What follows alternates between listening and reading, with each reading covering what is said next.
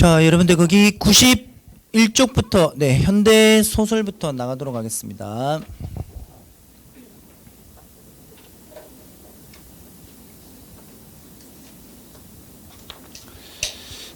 우선 현대 소설은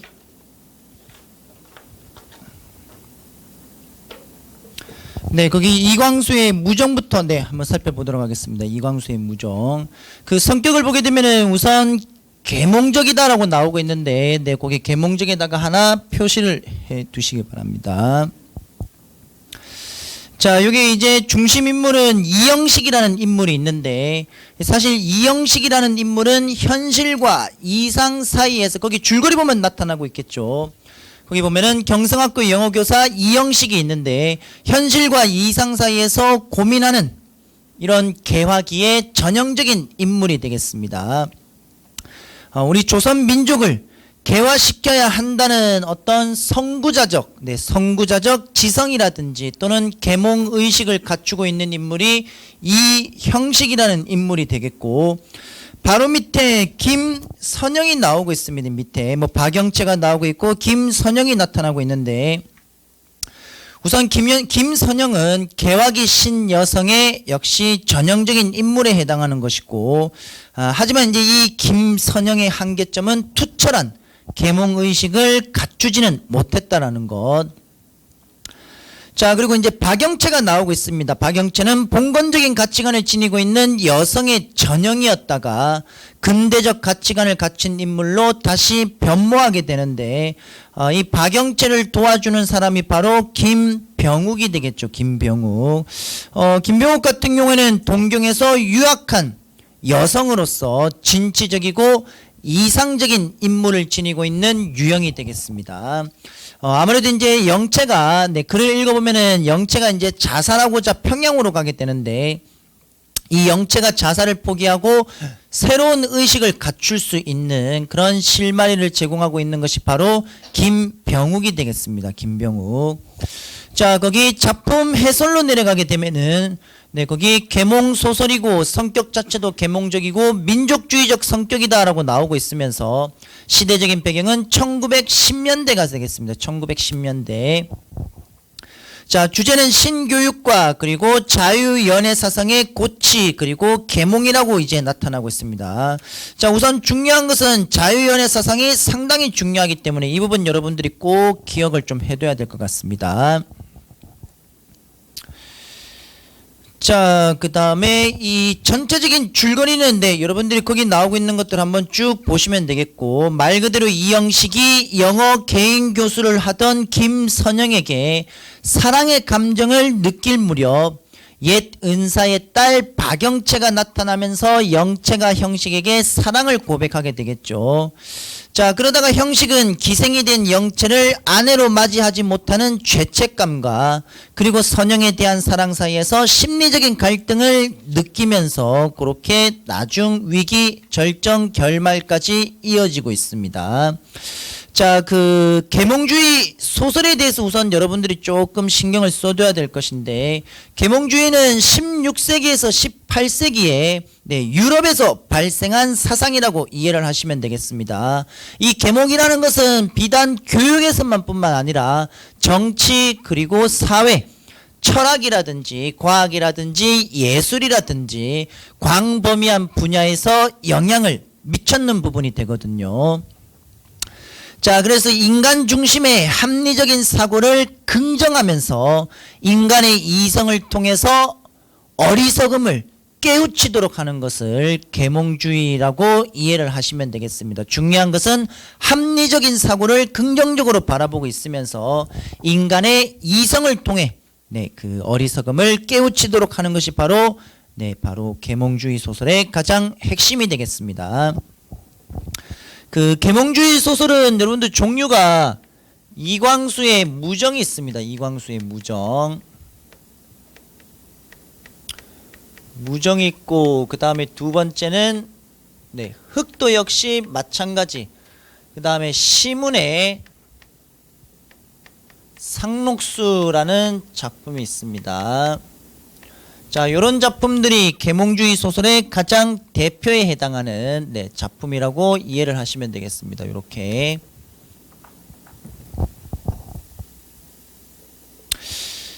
자, 그런데 이제 여기서 우리가 이제 한 가지 반드시 짚고 넘어가야 되는 것이 이광수의 무정은 근대 장편 소설에 해당하는 것으로서 거의 뭐 현대 소설의 효시라고 생각을 하시면 되겠습니다. 자, 그런데 이렇게 무정이 그 문체가 지니고 있는 발전적인 면모에 대해서 여러분들이 좀 생각을 하셔야 되는데, 우선 산문적 묘사체를 확립을 하면서 실제로 언어 생활에서 사용되고 있는 구어를 문학적으로 활용을 했다 이거죠. 즉 이 말은 이인직의 혈해누에서는 언문일치가 완전히 확립을 하지 못했지만은 이광수의 무정에서는 실제로 언어 생활에서 사용되는 구어를 문학적으로 표현했다라는 차이점이 있습니다.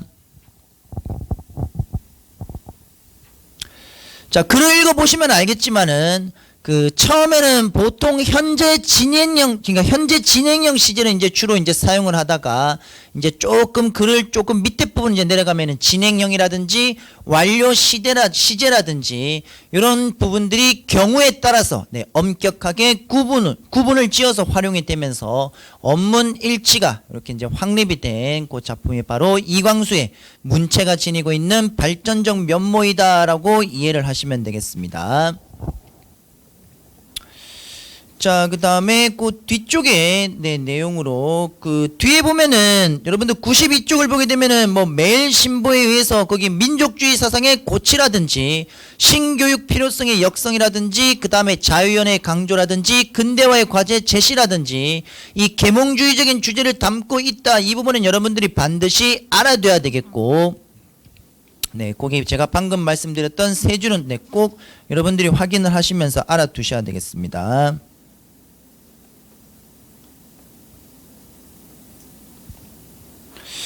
자, 그 다음에 뒤에 20년대 만세전으로 넘어가도록 하겠습니다. 만세전으로. 자, 염상섭의 만세전이 되는데 주제를 보시게 되면은 지식인의 눈으로 바라보고 있는 식민지 조선의 암담한 현실에 해당하는 것으로서 식민지 현실에 대한 고발 그리고 식민지 현실에 대한 비판이 주된 주제가 되겠습니다. 자, 여기 특징에서 중요한 것은 여러분들 거기 동그라미 2번에다가 체크를 해두도록 하십시오. 여러용의 구조를 사용하고 있다가 되는데 이 여러라는 것은 출발점이 있으면은 출발점이 있으면은 뒤에는 여러 여정이 나올 겁니다. 이 여정을 거친 뒤에 다시 출발점으로 되돌아가는 여러형이 되겠습니다. 여러형.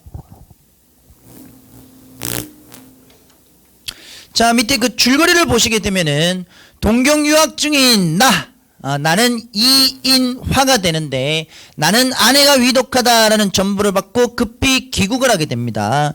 자, 답답한 심정에 나는 여러 술집을 전전하다가 연락선을 타게 되고, 그리고 나는 배 안에서 일본인이 조선인을 멸시하는 것을 보면서 분개를 하게 됩니다. 그러면서 점차 조선이 처한 현실을 관찰하고 체험을 하면서 이 분노가 마구 솟구치지만 나는 답답한 마음에 사로잡혀 조선을 뭐라고 표현했느냐? 무덤이라고 표현을 하고 있죠. 그러면서 이 무덤 같은 조선에서 탈출하고자 하는 그런 인물이 되겠습니다. 자, 그리고 이제 마지막 결말은 나는 아내가 죽자 눈물조차 흘리지 않고 그렇게 동경으로 떠나가고 있는 마지막 결말 부분이 되겠습니다. 결말 부분. 자, 이 작품은 우선 나가 지니고 있는 심리가 상당히 중요할 수가 있는데, 우선 나는 일본의 유학자가 되겠습니다. 일본의 유학생이 되는 것이고 개인적이고 아주 자조적인, 그러니까 스스로 비하하는 그런 자조적인 성격의 인물이 되는데, 우선 나는 첫 번째는 조선의 현실에 대해서 무관심한 인물이 맞습니다.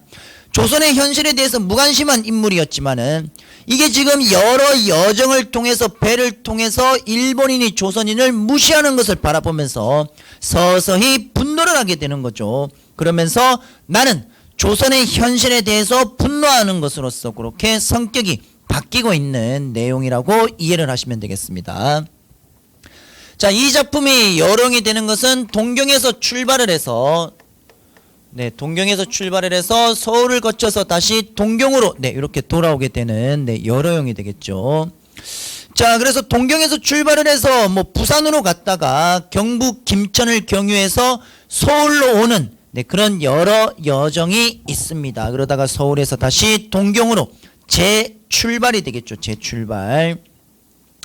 자, 이 만세전이 담겨 있는 현실이라는 것은 기본적으로 네, 여러분들 이해와 감상 쪽을 보시면 되겠습니다. 만세전이 담겨 있는 현실이라는 것은 일제의 억압이라든지 수탈이 말 그대로 그냥 너무 눈앞에서 펼쳐지고 있는 모습, 여기에 대한 현실과 그리고 이 현실에 대한 조선인들에 대한 어떤 대응으로 요약할 수가 있는데, 서울로 향하는 여정의 초반에서는 주인공의 현실 자각 과정을 통해서 처음에는 관심이 없다고 말씀을 드렸습니다. 그러다가 점차 이 조선 현실에 대해서 네, 현실을 스스로 자각하는 과정, 스스로 깨달아가는 과정을 통해서 일제의 억압이라든지 수탈이 만연한 현실에 초점을 맞추면서, 그 다음에 이제 중간 부분은 네, 뭐 김천에서 이제 김천 형님을 만나고 난 뒤에는 현실에 대한 조선 사람들이 어떻게 대응할 것인지 여기에 대해서 초점을 맞추면서 네, 현실에 대한 비판적인 모습을 보이고 있는 크게 두 가지로 네, 보시면 되겠습니다.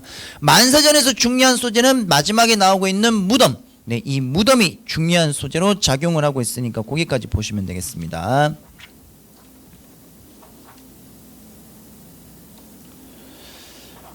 그 문제는 풀어보시면 아시겠지만은 실질적으로 그렇게 어렵지는 않습니다. 거기 96쪽의 제일 윗부분을 보게 되면은 겨우 무덤 속이라고 해서 무덤이라는 소재의 상징적인 의미가 나타나고 있죠. 자, 그 다음에 현진건의 고향으로 가도록 하겠습니다. 현진건의 고향.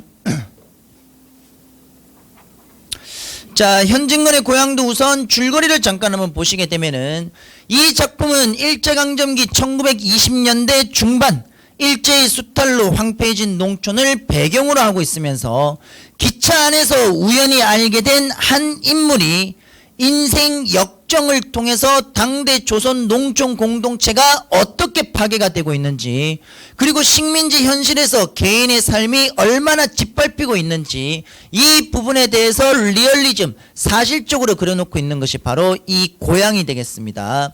그래서 발단 부분을 보게 되면은 나는 서울행 기차에서 동양 삼국의 복장을 입고 천박한 행동을 하고 있는 그를 만나게 됩니다.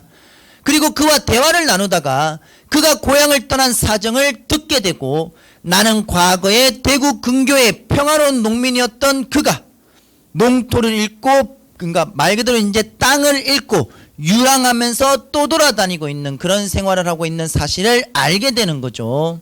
자, 그래서 그가 오랜만에 돌아간 고향은 폐허가 되었고, 자신과 결혼 약속, 그러니까 혼담이 있었던 여인을 우연히 만나게 되면서 이들이 지니고 있는 기구한 인생사, 이런 이야기도 듣게 됩니다. 자, 그렇게 나는 그의 이야기에 공감을 하면서 함께 술을 마시고 그는 어릴 때부터 부르던 노래를 네, 그렇게 부르는 것으로서 끝을 맺고 있습니다. 자, 여기서 지금 나에 대한 역할을 보게 되면은 그의 이야기를 전달하고 있는 나가 서술자가 되겠죠. 서술자. 자, 그리고 그의 이야기를 듣고 조선의 현실을 다시 재인식을 하기 시작하면서 그와 공감대를 형성하게 되는 지식인. 네, 처음에는 공감하지 못합니다. 처음에는 저 사람 뭐야 라고 하면서 약간 무시도 하면서 그러다가 네, 나중에는 그 처해져 있는 현실을 똑바로 바라보게 되면서 그렇게 공감을 네, 하게 됩니다. 자, 그 다음에 네, 이 작품은 우선 그를 대하고 있는 나의 심리 변화가 중요하기 때문에 그를 대하고 있는 나의 심리 변화가 어떻게 이어지고 있는지 네, 그거 한번 살펴보시면 되겠습니다. 자, 그 문제와도 연관이 되기 때문에 우선 주적되는 꼴이 어줍잖고 밉살스러워 나는 쌀쌀하게 대했다라는 내용이 나오고 있죠. 그건 처음에는 네, 별로 탐탁지 않게 여기고 있는 내용들. 네, 거기 99쪽에 네, 중간 부분을 보게 되면은 그 주적되는 꼴이 어줍지 않고 밉살스럽다라는 말이 나오고 있습니다. 그런 내용들.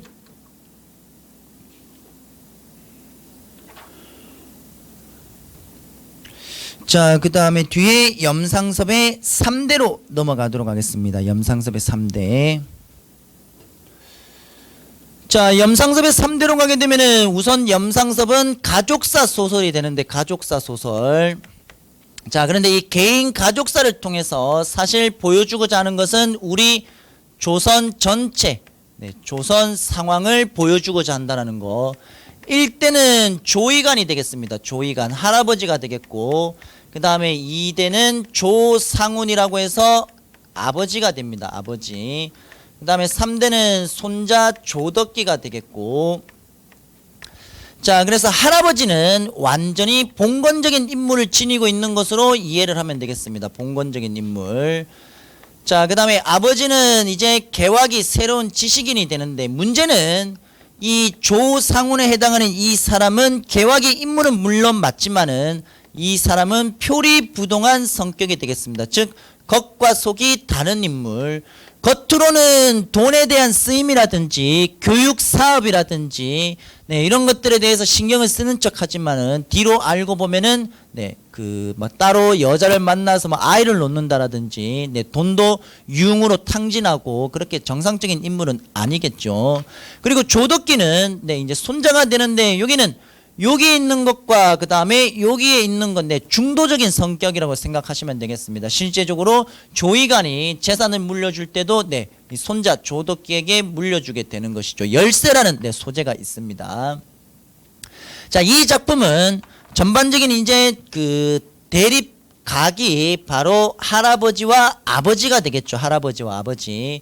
할아버지와 아버지가 돈 그리고 족보 또는 제사에 따라서 봉건적이라는 가치라고 할 수 있는 족보 제사라든지 요런 쓰임에 이 쓰임에 대해서 서로 첨예하게 대립을 하고 있는 내용이라고 보시면 되겠습니다. 거기 줄거리를 잠깐 한번 보게 되면은, 자, 우선 3대이다. 이들의 갈등은 조이간, 임종을 앞두고 생긴 재산 분배 과정에서 본격적으로 드러나고 있다라고 나오고 있는데, 조이간의 후처는 수원집이 되겠습니다. 여인입니다. 여인.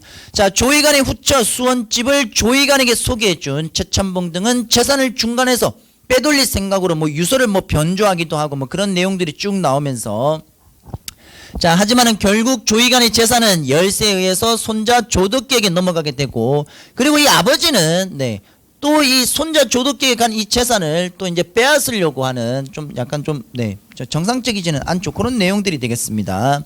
자, 거기 중간 두 번째 문단을 잠깐 한번 볼까요? 거기. 자, 두 번째 문단을 보게 되면 새로운 등장인물이 나오고 있는데 거기 김병화가 나옵니다. 김병화. 김병화는 조덕기의 친구가 되는데, 김병화. 자, 김병화는 사회주의적 인물이 되는 것이겠죠. 가난입니다. 가난하기 때문에 이거는 이제 사회주의적 인물이 되는 것이고, 사회주의적. 그 다음에 이제 조덕기 같은 경우는 김병화가 이제 부르주아라면서 얘기 많이 하고 하는데, 조덕기는 크게 사회주의에 대해서 크게 신경을 쓰지 않죠. 아무래도 가진 게 있기 때문에. 자, 그렇게 이제 덕기도 병화에게 자금을 떼주었다라는 혐의로 연행이 되면서 조사 과정에서 장훈이 비밀 유지를 목적으로 자살을 하고 더 이상 조사가 이루어지지 못하자 덕기도 풀려나고 그렇게 망연해하는 줄거리가 되겠습니다. 자, 그 다음에 거기 이해와 감상으로 가게 되면 이 작품은 기본적으로 갈등 자체가 돈이라든지 제사라든지 족보와 관련된 명확한 갈등이 나오고 있는 것이기 때문에 그들 위주로 여러분들이 한번 바라봐 주시면 되겠고, 자, 그래서 1920년대 또는 30년대 각기 다른 가치관을 지니고 있는 할아버지, 아버지, 손자의 삶과 갈등을 통해서 당대 현실을 그리고 있다. 그렇게 정리하시면서 여러분들이 보면 되겠습니다. 상당히 깁니다. 이거 상당히. 작품 자체가 상당히 길기 때문에. 자, 그 다음에 이제 제가 방금 말씀드린 크게 중심인물은 세 사람의 인물이 있는 것이고, 자, 이들 말고도 아까 제가 말씀드린 김병화라는 인물이 있었었고, 저희 줄거리에서 홍경이라든지 수원댁이라든지 그런 인물들이 이제 또 나타나고 있겠죠. 그래서 그 소설에서 나오고 있는 여러 등장인물들이 당대 민족적 현실에서 어떻게 그려지고 있는지 거기에 대해서는 여러분들이 살펴보면 되겠습니다. 어쨌든 이 작품에서 가장 중요한 갈등이라고 할 수 있는 것은 바로 금전인 돈이 되는 것이겠죠. 재산 상속 문제가 되겠습니다. 이 말은 근대 사회를 움직이는 가장 원동력은 결국 돈이라는 것이죠. 말 그대로 자본이라는 것이 되겠습니다. 자본.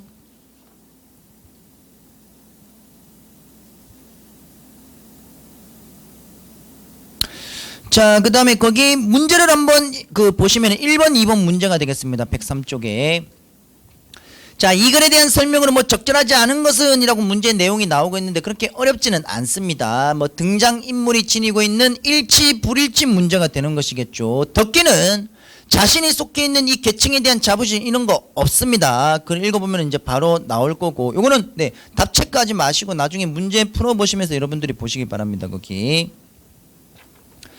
자, 그 다음에 김유정의 본범으로 넘어가도록 하겠습니다. 김유정의 본범. 자, 김유정의 본범을 보게 되면은 우선 제일 위쪽에 농촌소설이고 순수소설이다라고 나오고 있는데, 이 작품이 지니고 있는 기본적인 가장 중요한 부분은 해학적인 성격을 띠고 있겠죠. 해학적인 성격. 말 그대로 독자에게 웃음을 주고 있는 문학의 미적 범주라면 뭐가 되느냐? 골개미가 느껴지고 있는 것이 됩니다. 문학 작품을 통해 웃음 유발. 자, 여기는 지금 나라고 할 수 있는 아까 말씀드렸던 상당히 어수룩한 나라는 등장인물이 있고, 이와 갈등 관계를 가지고 있는 것이 바로 장인이 되겠죠. 장인. 자, 장인이 되는데 이 나는 장인에 의해서 매일매일 속습니다. 속으면서 이 대릴사위 하고 있거든요. 대릴사위를 하면서 장인은 이제 이 점순이가, 여기 사이에는 장인의 딸인 점순이가 들어가게 되는데, 점순이의 키가 일정하게 조금만 더 크면은 성례를 시켜주겠다라고 해서 가장 주된 갈등 관계는 성례, 결혼 문제가 되겠죠. 결혼 문제. 성례를 시켜주겠다 약속을 하는데, 문제는 점순이의 키가 안 자랍니다. 이런 것 자체가 사실 어떻게 보면 웃기죠. 키 안 자란다고 결혼 안 시켜주면서 일은 다 부려먹고 시켜먹고 있으니까. 근데 나는 이게 또 바보니까, 그러니까 머리가 명석하게 똑똑하지는 않으니까 속아가면서 우직하게 또 일을 하면서 보내는 거거든요. 그리고 이때는 이제 남녀 사이가 내외를 하던 그떤 봉건적인 시기였기 때문에 눈대중으로 이 점순이의 키가 어느 정도 컸는지 이제 바라볼 수밖에 없는 것이고, 약간 떨어진 그 거리에서 그 점순이가 밤낮 무슨 일만 하다 말텐가라는 이런 말 한마디씩 이제 툭툭 던져버리게 되는 거죠. 점순이도 이제 이 정도 했으면은 너도 이제 그냥 아버지한테 얘기를 해서 결혼 이제 좀 허락해 달라, 좀 강하게 얘기하라, 이런 말이 뜻이 되는데, 이 나중에 수염을 잡아채지 뭐 쇠물 잡아채지 그걸 그냥 둬라는 이런 말을 통해서 나는 진짜 장인의 수염 바지끄랭이 막 잡으면서 진짜 싸우게 되는 그런 해학적인 성격도 나타나게 되는 거죠. 그런 부분에서 얘는 약간 바보 어수룩한 성격을 볼 수가 있습니다. 우리가 아까 시점을 했다시피 나 1인칭 주인공 시점이 되겠습니다. 여기는 1인칭 주인공 시점. 자, 성례라는 이 결혼 문제를 주된 갈등을 가지고 있으면서 그렇게 보시면 되겠습니다. 자, 우선 시간적인 배경은 1930년대가 되는데, 아까 말씀드렸다시피 김유정의 만무방 같은 경우에는 농촌 사회 구조가 지니고 있는 문제점에 대해서 현실에 대한 문제를 제기를 했다면은, 김유정의 지금 본본 같은 경우는 그런 현실에 대한 문제를 제기하고 있는 것은 없습니다. 이 작품은 순수 소설로 들어갑니다. 순수 소설.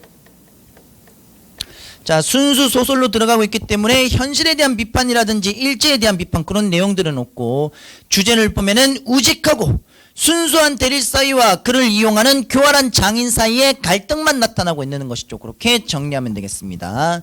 자, 그래서 그 줄거리를 보게 되면은 혼례를 미루고 나는 구장에게 억울함을 호소하며 중재를 요청하는 구장은 결국 장인의 편을 들며 나를 회유할 수밖에 없는데, 이게 요즘에는 이제 사실 뭐 그런 말이 있잖아요. 뭐 조물주 위에 뭐 건물주다라고 해서 지금 뭐 건물주 이런 얘기 신의 영역인 얘기 많이 하는데, 예전 100년 전에는 건물주가 아니라 이때는 이제 지주였었죠. 지주.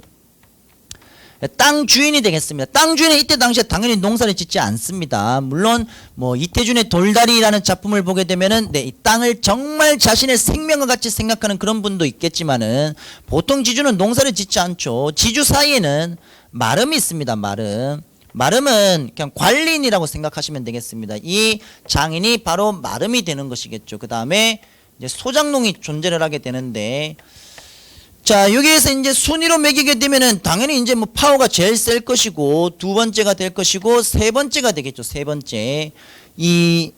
여기 나오고 있는 어디 갔냐? 여기 나오고 있는 여러분들 그 구장 보이시죠? 구장. 그 구장을 보시게 되면은 이 구장이 바로 소장농이 되는 것이겠죠. 처음에는 이 구장이 나의 편을 들어줍니다. 나의 편을. 구장이 나의 편을 들어주다가 이제 장인의 이제 눈치를 슬금슬금 보다가 나중에는 이제 나의 편을 들다가 오히려 나를 편을 들어주는 것이 아니라 나에게 오히려 협박을 하게 되는 것으로서 나중에 이제 변모를 하게 되는 거거든요. 협박을 하면서 이 장인이 이런 이제 또 마름이라는 또 하나의 또 성격을 지니고 있기 때문에 구장이 이렇게 이제 성격이 변할 수밖에 없는 그런 내용들 하지만은 그냥 그냥 편안하게 그냥 해학적인 성격으로 여러분들이 보시면 되겠습니다. 자, 거기 이해와 감상으로 가게 되면 1930년대에는 지주, 마름 소장인의 지배구조가 형성이 되었다라는 내용도 그거 한번 읽어보고 문제를 푸시면 되겠고. 자, 그 다음에 3번 문제를 보게 되면 국가직에서 나왔던 건데 역시 어렵지 않습니다. 그 내용 여러분도 한번 풀어보시기 바랍니다. 거기.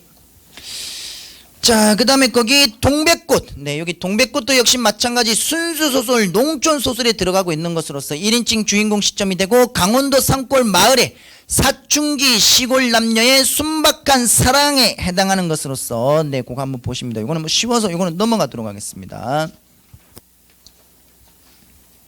거기 뭐 지방직에서 기출문제 나오고 있는 것들도 그 내용 자체는 어렵지는 않습니다. 그렇게 보시고. 자, 그 다음에 채만식의 태평천하로 가도록 하겠습니다. 채만식의 태평천하. 자, 채만식의 태평천하로 가게 되면은 우선 우리 아까 요것도 한번 살펴봤었죠. 윤용규가 있는데 윤용규가 일대가 되는데 크게 중요하지는 않기 때문에 윤용규를 생략을 하고 윤직원 영감부터 얘기를 하겠습니다. 자, 윤직원 영감이 바로 할아버지가 되겠습니다. 할아버지. 친일 대지주가 되고 태평천하라는 것은 말 그대로 윤직원 영감이 했던 대사가 되는데 윤직원 영감이 일제강점을 살아가는 것을 태평천하라고 이야기를 하고 있는 것이죠. 반어법이 되겠습니다. 반어법. 자, 그 다음에 이제 내용을 좀 더 보시게 되면은 윤직원 영감의 바로 밑에 아들이 윤창식이 되겠고 3대 그리고 이 작품에서 그나마 긍정적으로 나오고 있는 윤종학이 있습니다. 윤직원 영감의 손자가 되는데 요렇게 등장인물이 나오고 있습니다. 이 부정입니다. 부정이고 당연히 아주 부정이 되고 그나마 긍정으로 생각하시면 되겠습니다. 시험 문제는 아마 거의 대다수가 윤종학이 경시청의 피검이 되는 동경 경시청에서 사회주의 운동을 하면서 피검이 되는 그 부분이 이제 나오고 있는데 그쪽 부분이 뭐 망할이라는 대화가 들어가면서 태평천하라는 개념이 상당히 잘 들어가고 있는 부분이 되거든요. 자, 그래서 일단 윤직원 영감은 일단 성격 자체가 완고합니다. 그리고 독선적인 인물이 되겠고 돈과 권력을 결탁을 해서 돈과 권력에 대한 집착이 아주 심하고 일제강점을 살아가면서 처세술이 상당히 뛰어난 인물이 되겠습니다. 그러면서 조선 식민지 사회를 태평천하라고 여기고 있는 아주 몰지각한 즉 왜곡된 가치관을 지니고 있는 인물이 되겠고 윤창식은 윤직원 영감의 아들이지만 이 양반도 역시 마찬가지 현실에 적응하지 못하는 인물이 되겠습니다. 이 사람은 나름대로 여기서 지금 조상훈과 마찬가지 좀 비슷하죠. 조상훈과 마찬가지 여기는 봉건적인 가치관에서 개화기에 해당하는 것이니까 그 개화에 해당하는 새로운 지식을 분명히 배웠는 사람인데도 불구하고 현실에 적응하지를 못합니다. 현실에 적응하지 못하고 역시 마찬가지 향락에 빠지게 되는 거죠. 향락에 빠지면서 결국 윤직원 영감에 이렇게 이제 어긋나게 되는 윤직원 영감이 바라는 인물이 안 되는 그런 인물로 보시면 되겠습니다. 자, 거기 이제 윤종학 인물이 되겠습니다. 원래 윤종학 말고 한 사람이 더 있습니다. 원래는 윤종학 말고 윤종수가 되겠죠. 윤종수라고 해서 얘가 첫째고 여기 둘째입니다. 둘째. 근데 윤종수는 작품에서 큰 비중이 없습니다. 얘는 큰 비중이 없어서 마지막 윤종학 쪽에 워낙 가버려서 자, 그래서 윤직원 영감의 둘째 손자에 해당하는 윤종학. 요거 잘 기억을 해주시면 되겠습니다. 말 그대로 윤직원 영감의 어떻게 보면 기둥이고 희망이었다가 한순간에 윤직원 영감 집안을 몰락하게 만드는 그런 등장인물에 해당하는 것으로서 보시면 되겠습니다. 자, 그런데 여러분들 이 윤직원 영감에 해당하는 태평천하를 보게 되면은 여러분들 뭐를 잘 봐야 되느냐? 서술자를 잘 보셔야 됩니다. 서술자를 잘 봐야 되는데, 서술자가 일단 기본적으로 비읍니다라는 경어체가 많이 나옵니다. 경어체. 제가 아까 한용운대 그 작품을 하면서 잠깐 한번 살펴봤는데, 이 경어체가 많이 나오는 이유는 하나입니다. 얘는 조롱입니다. 조롱. 윤직원 영감을 조롱, 말 그대로 풍자하기 위해서 풍자적인 어조가 되는 것이겠죠. 풍자적인 어조. 자, 그 다음에 이제 두 번째는 이 작품은 판소리 사설의 영향을 받았기 때문에, 판소리 사설. 실제 윤직원 영감은 또 판소리를 아주 좋아하는, 판소리 듣는 것을 좋아하는 인물로도 나오고 있습니다. 그래서 판소리 사설투의 영향을 받았기 때문에 어떻게 보면은 그 변사라고 해야 되나요? 네, 그런 성격을 지니고 있는 판소리 사설투의 문체가 작품 곳곳에 들어가고 있습니다. 그런데 왜 이런 판소리 사설투의 문체가 이 작품 속에 들어가느냐라고 하게 되면, 똑같이 인물 조롱 그리고 인물 풍자를 하기 위해서 그렇게 문체 중요하게 생각하시면 되겠습니다. 자, 그래서 여러분들이 지니고 있는 판소리 사설 형식의 문체까지 정리를 하시면 되겠고, 그리고 나중에 소설 내용으로 들어가게 되면은 이제 전보라고 해서 손자 종학마저 사상관계로 동경경시청의 피검, 이 전보가 지니고 있는 성격도 봐주시면 되겠습니다. 그 2번 문제를 보게 되면은 112쪽에 그 2번 선지의 심파극의 변사가 나오고 있죠. 변사. 아까 제가 말씀드린 대로, 자, 이런 판소리 사설투의 문체가 쓰이고 있는 가장 중요한 역할은 바로 이런 변사의 역할을 한다라는 것으로, 대놓고 서술자가 누구를 조롱하고 있느냐? 대놓고 서술자가 윤직원 영감을 아주 조롱하고 있는 것이죠. 이 작품을 한번 읽어보는 순간, 아, 이건 대놓고 조롱하고 있구나, 그렇게 이해하실 수가 있습니다. 자, 그 다음에 채만식의 치숙도 좀 비슷하죠. 이 작품도 역시 풍자 비판적인 성격을 지니고 있는 것으로서 여러분들 거기 줄거리와 이해와 감상 쪽을 한번 보도록 하십시오. 자, 줄거리와 감상 쪽을 보게 되면은 우선 나는 일제강점기 시대 상황 속에서 민족이나 역사에 대한 관심보다는 개인의 영달이라든지 개인의 안위만을 위해 일제에 순응하는 인물이 되겠습니다. 그래서 결국 비판받는 인물은 나가 되는 것이겠죠. 나. 작가는 나의 시선을 통해 아저씨가 나오는데, 나와 아저씨가 나옵니다. 이 아저씨의 비현실적인 사고방식을 비난하는 것처럼 보이고 있지만은, 하지만 결국 조롱하고 비난받고 있는 인물은 아저씨가 아니라 나라고 생각하시면 되겠습니다. 나.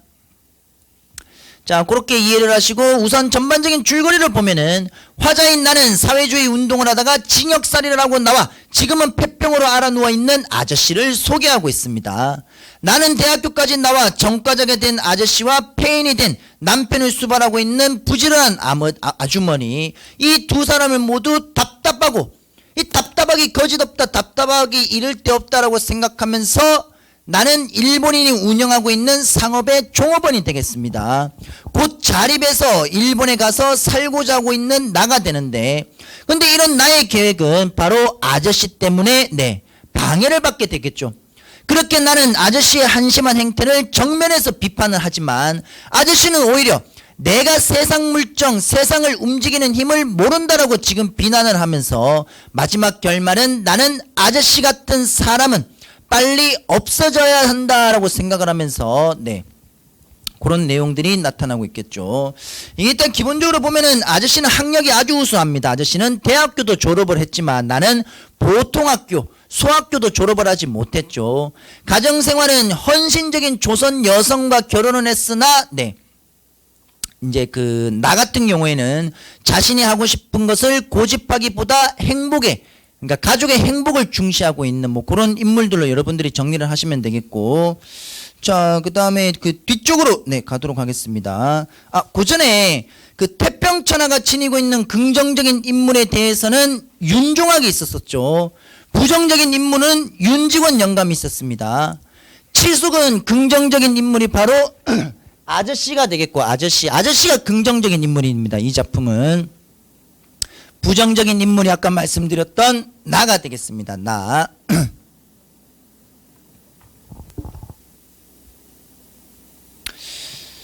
그리고 하나만 더 말씀드리도록 하겠습니다. 아까 말씀드렸던 판소리 사설과 같은 독백체, 대화체를 통해서 요거는 이제 최만식의 태평천하와 좀 유사한 풍자적인 서술 방식이 분명히 있는 거고, 요거 말고 치숙의 시점이 또 중요할 수 있는데, 이 작품은 나가 아저씨를 그러니까 아저씨에 대해서 이야기하는 1인칭 관찰자 시점을 취하고 있습니다. 그런데 독자는 나의 말을 전적으로 신뢰할 수 없다 이거죠. 이유는 나가 자신의 어떤 삶의 영달을 꾀하는 데만 관심을 가지는 친일이라든지 부정적 인물이기 때문에 독자는 나의 말을 오히려 의심하면서 계속해서 아저씨에게 오히려 관심을 가질 수 있도록 1인칭 관찰자 시점을 만든 이유가 있습니다. 대놓고 조롱하고 이렇고 가치관 자체가 맞지 않기 때문에 오히려 이 나의 말이 거짓이 아닌가라고 하면서 독자들로 하여금 아저씨 관찰자를 즉 더 긍정적인 인물로 바라보게 만드는 그런 효과를 노리기 위해서 이 치숙의 시점 여러분들이 좀 봐주시면 되겠습니다. 자, 그럼 문제 보셔도 뭐 알겠지만은 그렇게 뭐 난이도 자체가 뭐 소설 뭐 지문이 길다 그래서 어렵지는 않습니다. 자, 그다음에 이제 최만식의 탕류를 잠깐 한번 보도록 하겠습니다. 그 탕류라는 제목에 대한 의미를 보게 되면은 이 작품의 배경이 되고 있는 일제 강점기 역시 일제의 가혹한 수탈로 인해서 많은 사람들이 경제 정신적으로 진흙탕과 같은 삶을 살 수밖에 없게 되겠죠. 자, 그래서 글쓴이는 이처럼 타락하고 오염된 사람들과 사회를 탕류로, 그러니까 혼탁한 물로 바라보고 있고, 그 탕류에 휩쓸려서 자신의 삶을 망치는 도시 하층민의 생활을 고발하고 있는 것이다 라고 이해를 하시면 되겠습니다. 자, 여기는 이제 많은 등장인물이 나오게 되는데, 우선 정계봉 그리고 정초봉. 자, 정계봉과 정초봉은 가족이 되겠고, 거기 줄거리 보시면은 인물들이 쭉 나오고 있습니다. 그 인물들 위주로 해가지고 한번 보시면 될 것 같습니다. 자, 그 다음에 거기 이해와 감상까지 나와 있는 부분 여러분들 한번 쭉 보시고, 자, 그 다음에 김동리의 영마로 넘어가도록 하겠습니다. 영마 119쪽이 되겠습니다. 119쪽.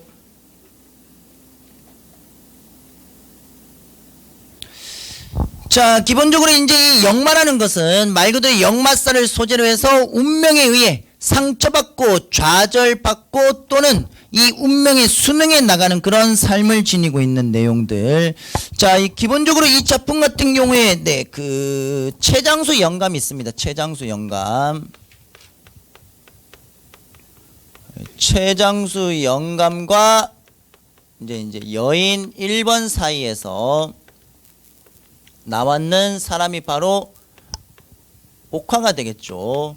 자, 그리고 옥화는 떠돌이 중이 됩니다. 떠돌이 중. 떠돌이 중 사위에서 아들 성기를 얻게 되겠습니다. 아들 성기.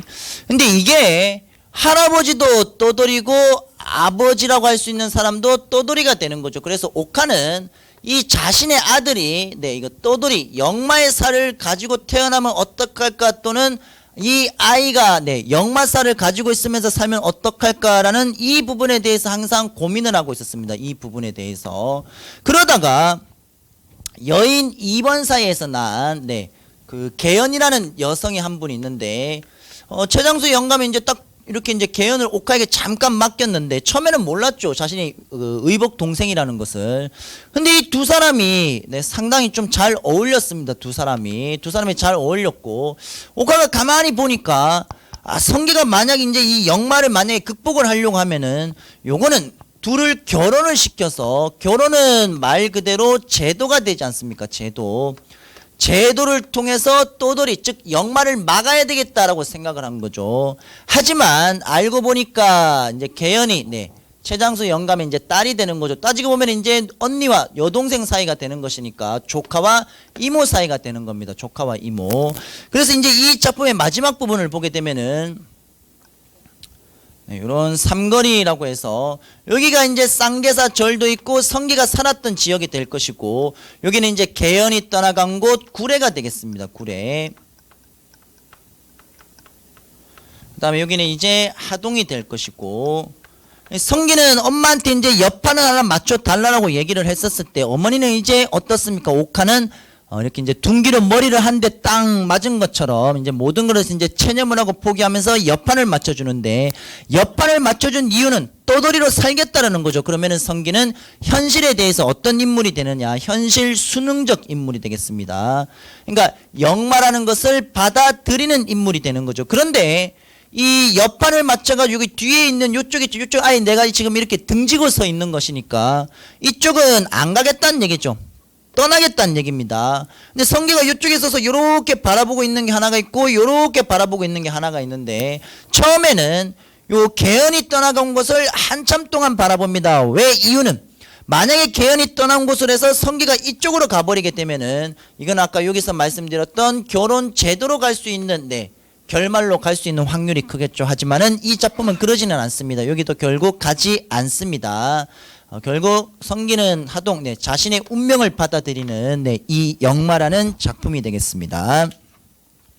자, 그래서 여러분들 그 줄거리를 보게 되면은 거기 화개장터에서 주막을 운영하며 살고 있는 마음 착하고 인심 좋은 옥화의 아들 성기 이렇게 나타나고 있는데 원래는 이 계연을 만나기 이전에 여기 아까 제가 절 쌍계사 하나 표시를 했었죠. 옥화가 자신의 아들을 야, 너 도저히 안 되겠다. 중이라도 되라 그러면은 중이라도 되면은 정착이라도 해서 자기 주변에서 살지는 않을까 싶어서 처음에는 절도 보지만은 결국 성기의 역마는 막을 수가 없었던 거죠. 그러다가 두 번째 계연을 통해서 결혼이라는 제도를 통해서 어떻게 보려고 했지만 안 됐습니다. 자, 그게 바로 개인과 운명 사이의 갈등을 그리고 있는 역마라는 작품이 되겠죠. 역마. 그 1번 문제를 잠깐 한번 보시게 되면은 이 작품은 무속적 세계의 신앙이 나타나고 있습니다. 맞습니다. 이별의 상황에 대한 인간의 극복 의지 작품을 읽어보면 알다시피 이 작품의 주된 내용은 성기와 계연 사이의 이별을 극복하고자 하는 그게 중요 내용이 아니라 이별이 중요한 거 아닙니다. 이별이 중요한 것이 아니라 중요한 것은 성기가 지니고 있는 역마가 되겠죠. 이 역마를 극복을 하느냐, 극복을 하면 이거는 당연히 이제 결혼이 되겠죠. 결혼. 하지만은 결국 극복도 하지 못하고 역마를 순응하는 것으로서 그렇게 작품을 끝맺고 있기 때문에 이별의 상황에 대한 인간의 극복 의지가 형상화되고 있다? 없습니다. 극복을 했으면 결혼하는 게 맞습니다. 이것은 현실 순응입니다. 극복하지 못합니다. 그냥 자신의 주어진 운명을 받아들이고 있습니다. 그렇게 이해를 하시면 되겠죠. 자, 그 다음에 이제 비 오는 날로 가도록 하겠습니다. 비 오는 날로 가게 되면은 비 오는 날은 일단 이 작품은 크게 세 사람이 등장을 하게 됩니다. 세 사람이 등장을 하게 되는데 우선 그 첫 번째는 동욱이 되겠고 두 번째는 동욱이 됩니다. 이 둘은 남매가 되는 거죠. 남매. 자, 그리고 이 둘을 누가 바라보고 있느냐? 원구라는 인물이 바라보고 있습니다. 원구. 1951년 1월 4일 일사 후퇴 때 이제 부산으로 피란을 가서 부산 지역이 되는데 피란 지역에서 살아봐야 얼마나 좋은 건물에서 살겠습니다. 판잣집에서 비 새는 곳에 거기서 뚝뚝 떨어지는 그 비를 맞아가면서 살고 있는 거죠. 근데 이제 이 동욱은 생계를 이제 미군들의 어떤 초상화를 그려주면서 동욱이 여동생이 그림 그리는 실력이 있었었고 그림 그리는 것으로서 이렇게 이제 그 삶을 이어져 겨우겨우 연명을 해가고 있는데 이 동욱은 정신적 불구라고 생각하면 되겠습니다. 정신적인 불구. 하지만 여동생은 정신적 불구에다가 신체적 불구까지 있죠. 신체적 불구까지 있습니다. 자, 그리고 이제 이 원구는 이 동욱과 동욱이라고 할 수 있는 이 남매를 관찰하고 있는 그런 내용으로 이제 보통 나오고 있다라고 이해를 하면 되겠습니다. 자, 그래서 원구는 관찰자적 인물에 해당하는 사람으로서 동욱의 친구가 되겠죠. 여기 말씀드렸던 동욱과 친구 관계가 되겠습니다. 친구. 자, 친구 관계가 되겠고, 자, 그리고 동욱 남매를 연민하고 있지만 사실 구체적인 도움을 주지 못해 네, 좀 애매하죠. 구체적인 도움은 왜 전쟁이기 때문에 뭐 도움 줄 게 없습니다. 도움 줄 게. 자, 그다음에 이제 동욱은 제가 아까 말씀드렸다시피 네, 겉으로는 네, 뭐 동생을 뭐 대하는 정은 있지만은 겉으로는 동생을 대할 때 아주 험하게 대하고 네, 약간 정신적인 문제가 있는 네, 그런 내용이라고 생각하면 되겠습니다. 그러면 이제 이게 정신적인 문제가 왜 있느냐라고 하게 되면은 당연히 뭐가 되느냐? 전쟁 때문이겠죠. 전쟁. 전쟁 때문에 이 개인의 삶이 황폐화되고 개인의 삶이 부셔져 버리게 되는 거죠. 부셔져 버리게 되는. 자, 그것을 전형으로 보여주고 있는 것이 바로 동욱과 동욱 남매에 대한 이야기가 되겠습니다. 근데 여러분들 이 손창섭의 비 오는 날 제목 자체가 비 오는 날이 되겠죠. 아까 제가 말씀드렸던 장마, 윤은길의 장마라는 것이 있었었는데 여기서도 역시 마찬가지. 시종 1간 내내 이 소설을 보게 되면은 네, 제목과 마찬가지 비가 오고 있습니다. 비가 오고. 이 배경 자체가 주는 것이 우선 음습하고 네, 그닥 긍정적이지는 않습니다.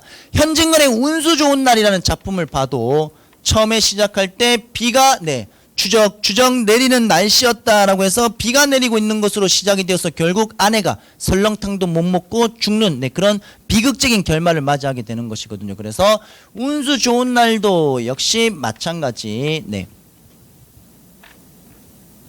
아이고, 운수 좋은 날이 되겠습니다.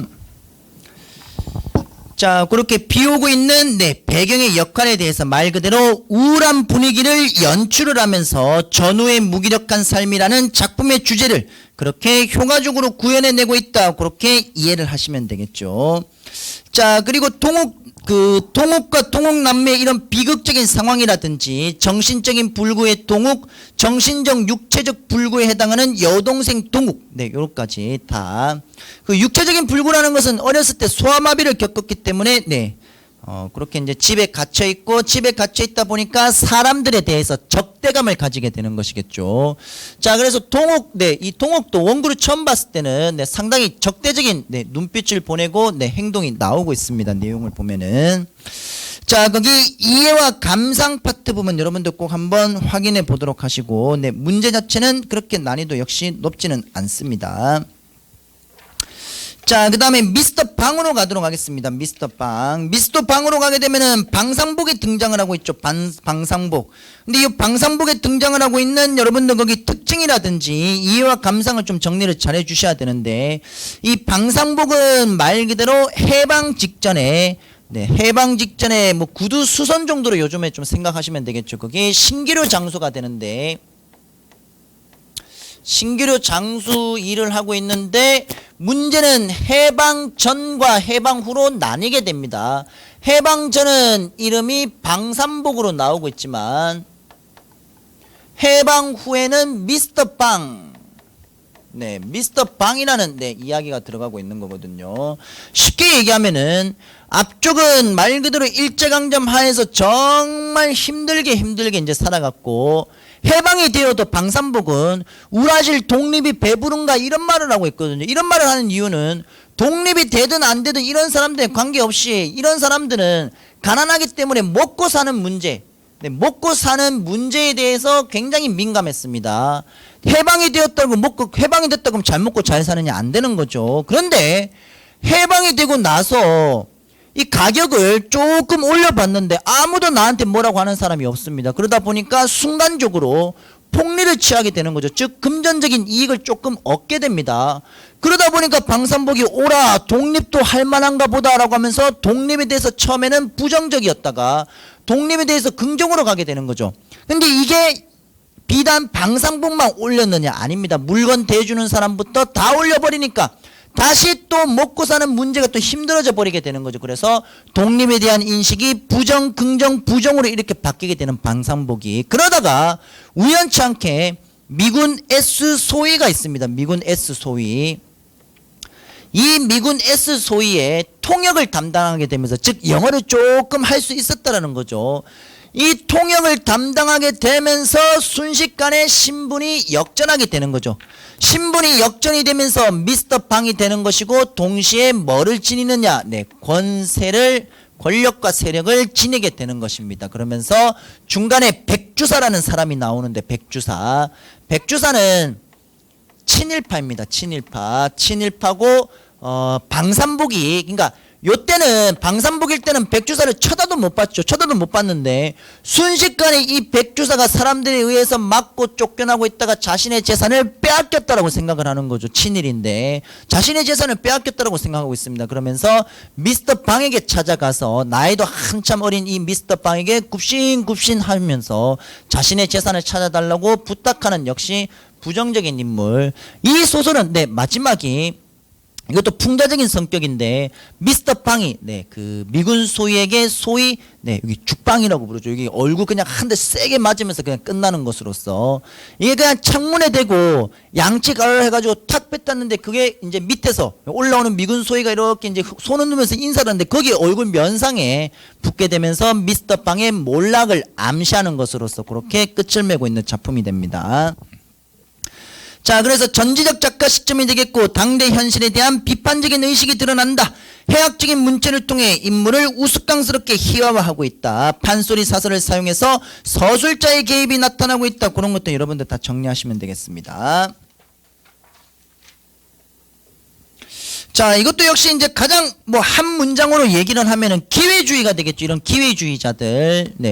그 시류에 부합하는 껍빛단 리의 그 이인국 박사 같은 그런 시류에 부합하는 그런 내용으로 여러분들이 생각을 하시면은 조금 더 쉽게 보실 수가 있을 겁니다. 자, 제가 아까 말씀드린 거는 거기 예제 125쪽. 여기 보면 나오고 있죠. 독립이 되었는데 우라질 독립이 배부른가 라고 하면서 오라 그러면 독립도 할 만한가 보다라고 하면서 다 나오고 있습니다. 그렇게 보시면 되겠습니다. 자, 그 다음에 뒤쪽으로 가도록 하겠습니다. 이제 최인훈의 광장이 나타나고 있죠. 최인훈의 광장은 요거는 전부 다 여러분들이 좀 봐두셔야 될 겁니다. 전부 다. 최인훈의 광장에서 주인공은 이명준이 되거든요. 이명준에게는 아버지가 있습니다. 아버지 이형도라는 사람이 되는데 명준의 아버지인데 이 명준의 아버지는 월북을 하게 됩니다. 월북. 6.25 전쟁 전에 월북한 사회주의자로서 북한에서 고위 관리를 맡고 있습니다. 그러다 보니까 철학을 전공하고 있는 이명준은 아버지가 월북을 했다고 경찰로 이제 자주 이제 들락날락 하게 되면서 현실을 적극적으로 살아가는 것이 아니라 여러 가지 이제 이런 고통을 겪게 되면서 현실을 살짝 부정적으로 좀 바라보게 됩니다. 그러다가 이 이명준이라는 인물은 남한 사회를 그렇다고 부정으로만 보고 북한 사회를 부정으로만 그건 아니고 남한과 북한이 지니고 있는 이 환멸에 대해서 동일하게 부정적으로 바라보고 있는 인물이 되겠죠. 그렇게. 자, 그래서 이 문제는 그때 당시에 처해져 있었던 많은 사람들이 살아가는 데 있어서 누구나 공감할 수 있는 부분들에 대해서 삶의 방향에 대한 해석을 그리고 이 삶의 방향이 어떻게 나가는 것이 맞는지 그와 관련된 삶에 대한 모색을 그리고 있는 그런 작품이 되겠습니다. 그런 작품. 자, 그래서 우선 이 작품에서 가장 중요한 것은 제목 광장이 지니고 있는 것과 밀실이 지니고 있는 것들에 대한 여러분들이 현실 의미 관계를 알아두셔야 되는데, 자, 우선 이 광장이라는 것은 공공의 장소가 되는 것이고 많은 사람들이 함께 공간할 수 있는 사회적 삶의 공간이 될 것입니다. 사회적 공간.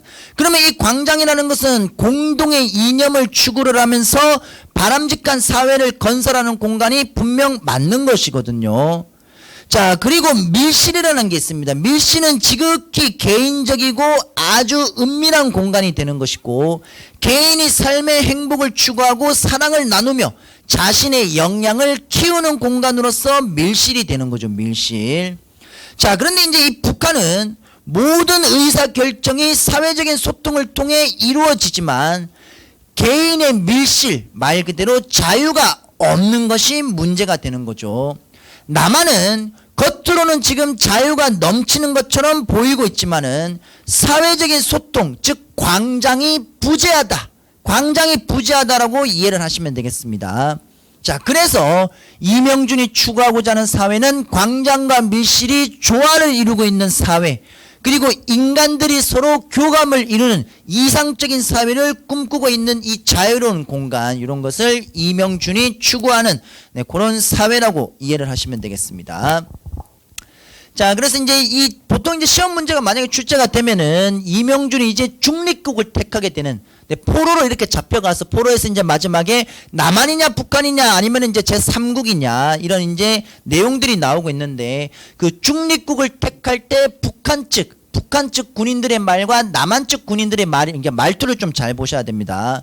첫 번째는 이제 북한 측인 이제 북한군의 이제 말투는 처음에는 회유하는 척 하다가 이제 완전 단호하게 이게 중립국이라고 얘기를 하니까 이제 북한군의 이제 본색이라든지, 그다음에 이제 남한군 같은 경우는 이제 처음부터 이제 인정에 호소를 하게 되는 거죠. 개인적으로 조력을 할 용의도 있습니다. 남한은 옵시다. 우리에게는 자유가 있습니다. 하지만은 이명준은 이미 남과 북에 대해서 광장과 밀실에 대한 개념이 이미 끝났거든요. 그러다 보니까 제3국 제3국을 선택할 수밖에 없었던 거죠. 그러다가 마지막에 자살을 하게 됩니다. 자살을 하게 되는데, 이게 이제 중간에 은혜라는 여성이 등장을 하게 됩니다. 은혜라는 여성. 북한에서 이제 은혜라는 여성과 사랑을 하게 되는데, 은혜가 이제 러시아로 떠나게 되고, 그 사이에 6.25 전쟁이 벌어지고, 낙동강 전투에서 이렇게 쭉 6.25 전쟁에서 은혜가 그 간호장교를 이렇게 이제 일을 하고 있는 모습을 보게 됩니다. 다시 재회를 해서 만나면서 이제 사랑에 빠져서 아이를 임신하게 되는데,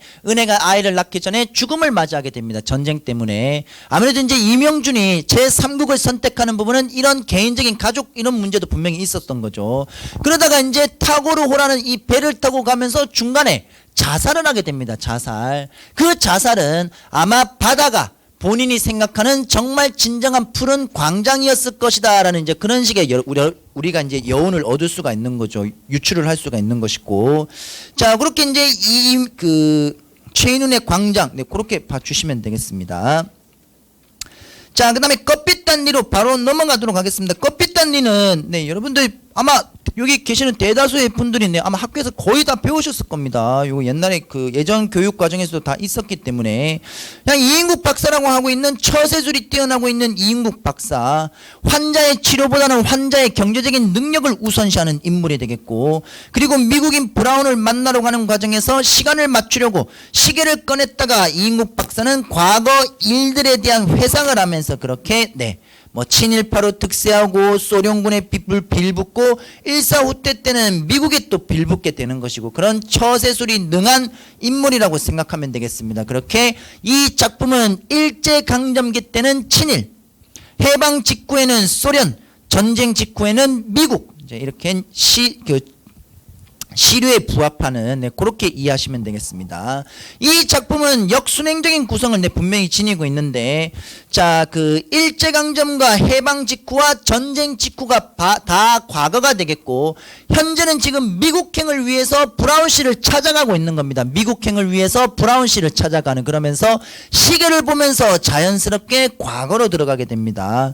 그러다가 마지막 부분에서는 브라운시의 협조를 받기로 하고 자신의 밝은 미래를 다시 확신하고 있는 것으로서 그렇게 끝을 맺고 있는 것이죠. 그래서 이 작품은 껍빛단리라는 이 내용 안에서 가지고 있는 풍자적인 성격에 대해서 여러분들이 한번 고민해 보시고, 그 다음에 두 번째는 회중시계, 그 시계에 대한 역할을 좀 생각하시면 되겠습니다. 자, 그 다음에 뒤로 가겠습니다. 뒤로. 자, 그 다음에 서울 1964년 겨울이라는 작품이 되겠죠. 서울 1964년 겨울은 뚜렷한 가치관을 갖지 못한 사람들의 방황과 연대감의 상실로 인한 절망, 이런 내용들이 지금 나타나고 있습니다. 나타나고 있는데, 자, 우선 거기 줄거리를 보시게 되면은 나가 나오고 있죠. 나. 그리고 두 번째 인물은 안이 나오고 있습니다. 나와 안이 만나서 선술집에서 지금 포장마차에서 대화를 나누고 있는데, 갑자기 이제 그 다른 사람, 사내가 등장을 하게 되는 것이죠. 자, 그렇게 이제 사내가 이제 등장을 하게 되는데, 이 사내는 아내가 죽었습니다. 아내가 죽었는데 이 아내의 장례 치를 돈도 없어서 이 시신을 병원에 기부를 해버립니다. 즉 해부할 수 있는 의사, 예비 의사들에게 해부할 수 있는 그런 시신으로 기증을 해버리죠. 그러니까 이제 약간의 이제 금전적인 돈을 받았는데, 그 시신을 팔고 받은 돈 그거를 쓸 수가 있겠습니까? 그래서 그 돈을 이 사내는 오늘 다 쓰고 싶어 하는 겁니다. 오늘 다. 자, 그러면서 이제 이 익명성, 서로 모르는 이 서로 다른 사람들이 만나서 함께 이제 여관을 가게 되는데, 이제 이 여관에서 사실 상식적으로 우리가 생각을 했을 때 사내는 분명히 오늘 무슨 일이 있다라는 거, 나와 안도 분명히 알고 있을 겁니다. 그런데 안이 먼저 따로 주무시죠, 따로 자죠, 따로 방을 잡죠, 이렇게 얘기를 해버리게 되는 거죠. 그래서 각자 다른 방, 이것은 개인의 단절을 얘기하게 되는 것이고, 즉 산업과 도시화가 되는 그런 상황, 나라가 발전되는 상황 속에서 인간성이 이렇게 소외를 받고 있는 그런 식으로 여러분들이 이해를 하시면 되겠죠. 자, 그러다가 결국 사내는 다음 날에 일어났는데 죽게 됩니다. 그런데 여관에 들어갈 때도 숙박 이름이라든지 이런 뭐 전화번호 이런 것들 다 거짓으로 쓰게 되는 이런 것들이 이제 그때 당시에 이제 익명성이라든지 그런 것도 다 상징하는 내용들이 되겠고, 자, 그렇게 사내는 결국 죽게 되는 것이죠. 그렇게 인간 소외에 대한 중점으로 여러분들이 좀 봐주시면 되겠습니다. 그 1번 문제를 보시게 되면은 이 작품의 주제로 가장 적절한 것이 되는데, 제가 방금 말씀드렸던 그런 부분으로 여러분들이 좀 보시면 되겠죠. 자, 그 다음에 138쪽으로 가도록 하겠습니다. 삼포 가는 길이 되는데, 삼포 가는 길은 우선 이해와 감상 쪽으로 보게 되면은 1970년대 이후 급속하게 진행되었던 농촌의 해체, 근대화 과정에서 고향을 잃고 떠도는 사람들의 삶의 모습을 그리고 있다라가 나오고 있습니다. 이것도 역시 도시 산업화가 되면서 많은 사람들이, 젊은 사람들이 고향을 잃고 떠돌아다닐 수밖에 없는 그런 상황을 강조해주고 있는 내용이 되겠죠. 이 작품도 역시 마찬가지, 껍빛단 위와 마찬가지 어느 교육 과정이 되든지 거의 다 들어가고 있습니다. 그렇기 때문에 한 번쯤 받는 내용이 되겠습니다. 그래서 줄거리 부분을 보게 되면은 영달은 공사가 중단되자 밀린 밥값을 떼어먹고 도망가다가 라고 해서 내용들이 나오고 있습니다. 영달, 정씨, 그 다음에 백화가 나오고 있죠. 거기 각자 서로 처해져 있는 그 삶에 대한 의미를 조금만 보시면은 되겠습니다. 그 다음에 뒤로 넘어가도록 하겠습니다. 자, 그 다음에 이제 최일남의 흐르는 북이 나타나고 있는데, 이 흐르는 북은 시대적인 배경이 1980년대가 되겠습니다. 이 흐르는 북은 여러분들 요거 생각하시면 되겠습니다. 할아버지 민노인, 아들 민대찬, 그 다음에 이제 손자가 되겠죠. 손자가 되는데, 이게 이제 중요한 것은 할아버지와 지금 아들이 되는데, 요거는 1920, 30년대가 되고 여기는 1980년대가 되는 거죠. 시대가 50년이 지났습니다. 50년이 지났을 때 무슨 문제가 벌어지는가 하면은 유교적인 봉건주의 사회가 분명히 있었기 때문에 이때는 어른들이 할아버지가 어느 정도 이제 그 대우를 받지 않습니까? 근데 이때는 그렇지 않습니다. 그런 게 아니라 손자가 할아버지랑 대화하고 할아버지랑 논다는 것은 사실 좀 상상하기가 힘든 거죠.